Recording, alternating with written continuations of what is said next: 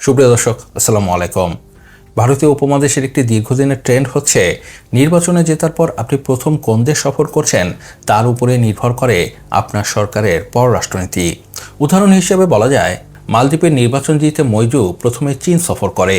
এর আগে মালদ্বীপে যত সরকার এসেছে সবাই তাদের প্রথম সফর ভারতেই করত, কিন্তু মইজু তা না করে চীনে যায়।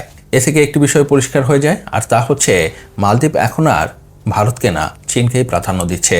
ঠিক একই কথা বলা যায় নেপালের ক্ষেত্রেও। 2024 সালে চতুর্থবারের মতো প্রধানমন্ত্রী হন কেপি শর্মা ওলি। সবাই ধরে নেয় তিনি ভারত সফরে যাচ্ছেন। এর কারণও আছে, কারণ এর আগে নেপালে যতবার নতুন সরকার এসেছে তারা প্রতিবারই প্রথম বিদেশ সফর ভারতেই করেছে। কিন্তু এবার ওলি এক নাটকীয় সিদ্ধান্ত নেন।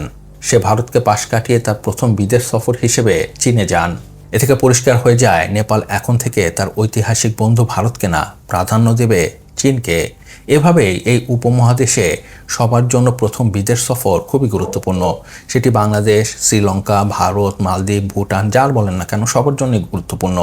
আর এর মূল কারণ হচ্ছে ভারত ও চীনের এই রশি টানাটানি। ভারত ও চীনের এই রশি টানাটানি থেকে বাঁচতে কৌশলের আশ্রয় নেন শেখ হাসিনা। তাই 2009 থেকে 2019 এর ভেতরে আওয়ামী লীগ 3বার সরকার গঠন করলেও কখনোই প্রধানমন্ত্রী শেখ হাসিনা প্রথম বিদেশ সফর হিসেবে ভারত বা চীনে যায়নি। 2009 সালে তিনি প্রথমে যান সৌদি আরব, 2014 সালে যান জাপানে, আর 2019 সালে যান জার্মানিতে। এতে ভারত বা চীন কেউ কিছু মনে করেনি, কারণ শেখ হাসিনা তলে তলে দুই দেশের সাথে সুসম্পর্ক বজায় রেখেছে। কিন্তু সমস্যা বাধে 2024 সালে। 2024 সালে তিনি প্রথম বিদেশ সফর হিসেবে চীনে যান। এতে ভারত আনুষ্ঠানিকভাবে কোনো প্রতিক্রিয়া না দেখালেও তলে তলে ভীষণ ক্ষুব্ধ হয়। আর সেই চীন সফরের পর তো শেখ হাসিনার পতনই হয়। এখন বড় প্রশ্ন হচ্ছে, তারেক রহমান কি করবেন? তারেক রহমান তার প্রথম বিদেশ সফর হিসেবে কোথায় যাবেন, ভারত না চীন? আপনারা যারা ভারতীয় সংবাদ মাধ্যমে চোখ রাখেন তারা খুব ভালো করেই জানেন, এই নির্বাচনে তারেক রহমানের জয়ে ভারত খুবই খুশি। ভারত কোনোভাবেই চায়নি জামাত ক্ষমতায় আসুক, আর এর প্রধান কারণ হচ্ছে পাকিস্তান। এই সরকার মানে ইউনূস সরকারের সাথে পাকিস্তানের দহরম মহরম সম্পর্কে ভারত দারুণ ক্ষুব্ধ। আর যদি জামাত ক্ষমতায় আসে তাহলে সেই সুসম্পর্ক আরও গভীর হবে, তা না বললেও চলে। তাই তারেক রহমানের বিজয়ে দারুণ খুশি ভারত।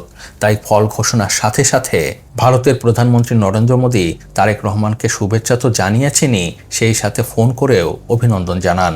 আর এরপর থেকে ভারতীয় সংবাদ মাধ্যমে একটি খবর ঘুরে বেড়াতে থাকে, আর সেটি হচ্ছে প্রধানমন্ত্রী হিসেবে প্রথম বিদেশ সফরে তারেক রহমান ভারতে আসছে। মোদীর সাথে নাকি তারেক রহমানের কথা হয়েছে। দেখুন, আমি সত্য মিথ্যা জানি না, কারণ আমি নিজেই ভারতীয় সংবাদ মাধ্যমে সব কথা বিশ্বাস করি না, কারণ সেখানে সত্যের চেয়ে মিথ্যাই বেশি থাকে।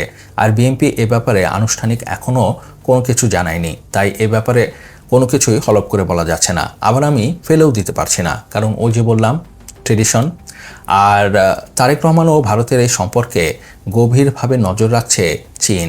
তাই আপনি খেয়াল করলে দেখতে পাবেন সাম্প্রতিক চীন যে বিবৃতি দিয়েছে তা অনেকটাই রহস্যময়। যেমন আজ শুক্রবার চীনের রাষ্ট্রদূত এক বার্তায় বলেছেন, একটি অবাধ ও সফল ত্রয়োদশ জাতীয় সংসদ নির্বাচনের জন্য বাংলাদেশের জনগণকে অভিনন্দন। সেই সঙ্গে নির্বাচনে বিজয়ী হওয়ায় বাংলাদেশ জাতীয়তাবাদী দলকেও জানায় আন্তরিক অভিনন্দন। কিছু বুঝেছেন? বোঝেননি? সবার আগে যেখানে বিএনপি ও তারেক রহমানকে অভিনন্দন জানাচ্ছে, সেখানে চীন অভিনন্দন জানিয়েছে সবার আগে বাংলাদেশের জনগণকে। আমি জানি আপাতত দৃষ্টিতে মনে হতে পারে এটা তো খুবই স্বাভাবিক, কিন্তু কূটনীতির ভাষা মোটেও সহজ সরল না। সেখানে কোনো না কোনো কিছু সবসময় লুকিয়ে থাকে।